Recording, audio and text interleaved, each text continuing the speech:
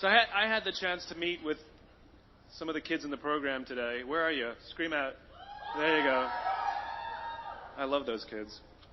And so what I thought I would do, because they gave me a little bit of time to say whatever I want, is offer you a little bit of some observations for your future.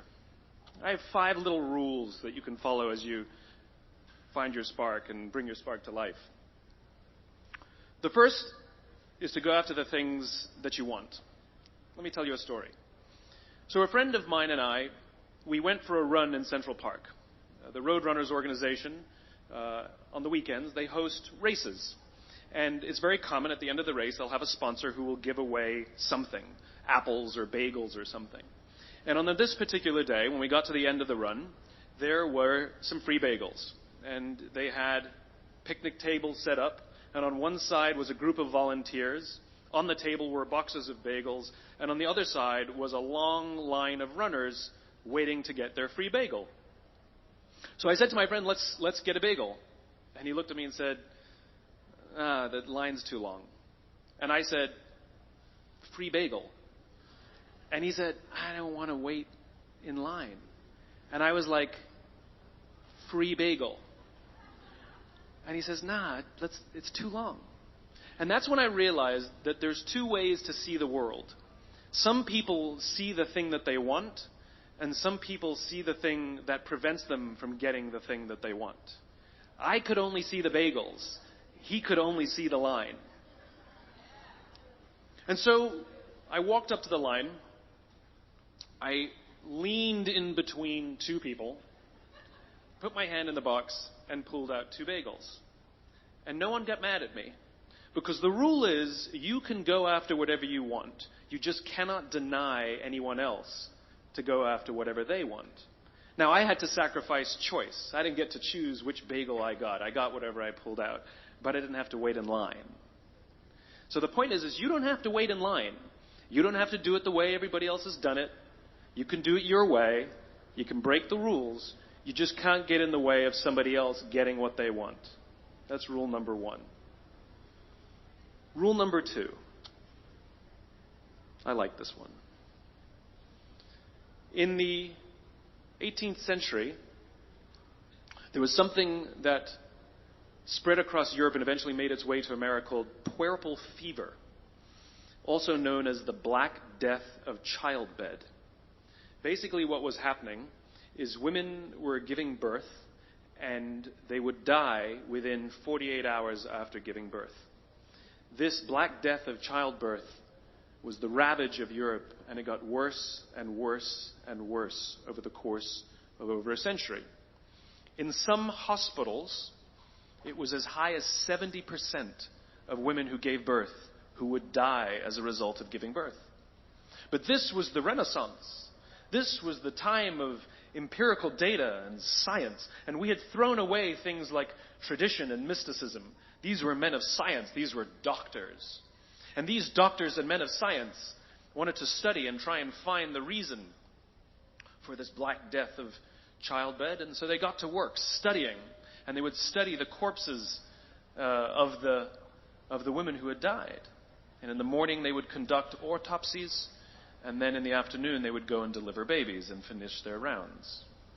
And it wasn't until somewhere in the mid-1800s that Dr. Oliver Wendell Holmes, father of Supreme Court Justice Oliver Wendell Holmes, realized that all of these doctors who were conducting autopsies in the morning weren't washing their hands before they delivered babies in the afternoon. And he pointed it out and said, guys, you're the problem. And they ignored him and called him crazy for 30 years. Until finally somebody realized that if they simply washed their hands, it would go away. And that's exactly what happened. When they started sterilizing their instruments and washing their hands, the Black Death of childbed disappeared. My point is, the lesson here is, sometimes you're the problem. We've seen this happen all too recently with our new men of science and empirical studiers and these men of finance. who were smarter than the rest of us until the thing collapsed. And they blamed everything else except themselves. And my point is take accountability for your actions. You can take all the credit in the world for the things that you do right, as long as you also take responsibility for the things you do wrong. It must be a balanced equation. You don't get it one way and not the other. You get to take credit when you also take accountability. That's lesson 2. Lesson 3. Take care of each other. The United States Navy SEALs are perhaps the most elite warriors in the world.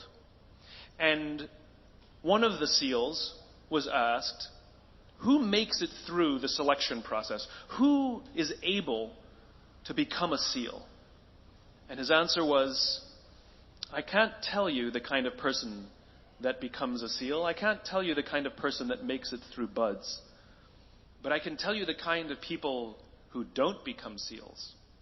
He says the guys that show up with huge, bulging muscles, covered in tattoos, who want to prove to the world how tough they are, none of them make it through. He said the preening leaders who like to delegate all their responsibility and never do anything themselves, none of them make it through. He said the star college athletes who've never really been tested to the core of their being, none of them make it through. He says some of the guys that make it through are skinny and scrawny. He said some of the guys that make it through, you will see them shivering out of fear.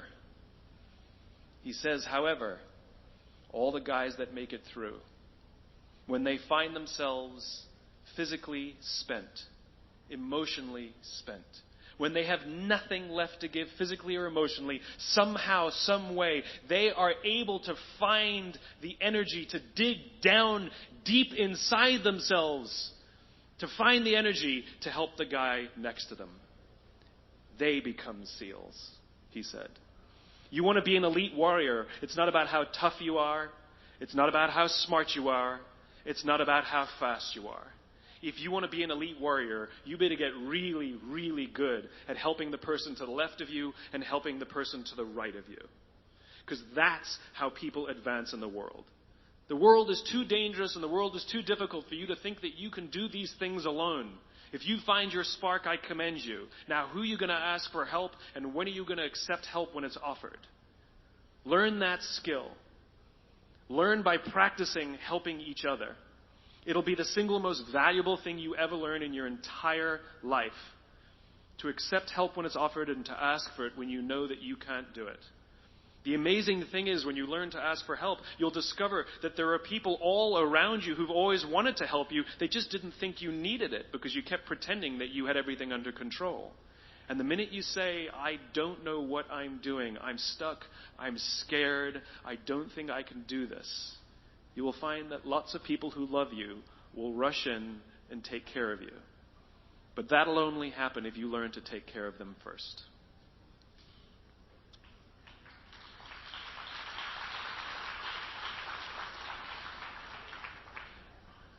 Lesson 4. Nelson Mandela is a particularly special case study in the leadership world because he is universally regarded as a great leader. You can take other personalities, and depending on the nation you go to, we have different opinions about other personalities. But Nelson Mandela, across the world, is universally regarded as a great leader. He was actually the son of a tribal chief. And he was asked one day, how did you learn to be a great leader? And he responded that he would go with his father to tribal meetings. And he remembers 2 things when his father would meet with other elders. 1, they would always sit in a circle. And 2, his father was always the last to speak. You will be told your whole life that you need to learn to listen. I would say that you need to learn to be the last to speak. I see it in boardrooms every day of the week. Even people who consider themselves good leaders, who may actually be decent leaders, will walk into a room and say, here's the problem, here's what I think, but I'm interested in your opinion, let's go around the room. It's too late. The skill to hold your opinions to yourself until everyone has spoken does two things. One, it gives everybody else the feeling that they have been heard. It gives everyone else the ability to feel that they have contributed. And two, you get the benefit of hearing what everybody else has to think before you render your opinion. The skill is really to keep your opinions to yourself. If you agree with somebody, don't nod yes. If you disagree with somebody, don't nod no. Simply sit there, take it all in, and the only thing you're allowed to do is ask questions so that you can understand what they mean and why they have the opinion that they have. You must understand from where they are speaking, why they have the opinion they have, not just what they are saying. And at the end, you will get your turn. It sounds easy. It's not. Practice being the last to speak. That's what Nelson Mandela did. Number 5. That's Monty Python. 1, 2, 5, 3. For all the other nerds in the audience. There's one. Number 5. My favorite one of all. True story. There was a former Undersecretary of Defense who was invited to give a speech at a large conference, about 1,000 people. And he was standing on the stage with his cup of coffee and a styrofoam cup, giving his prepared remarks with his PowerPoint behind him. And he took a sip of his coffee and he smiled and he looked down at the coffee. And then he went off script. And he said, last year I spoke at this exact same conference. Last year I was still the Undersecretary. And when I spoke here last year, they flew me here business class. And when I arrived at the airport, there was somebody waiting for me to take me to my hotel.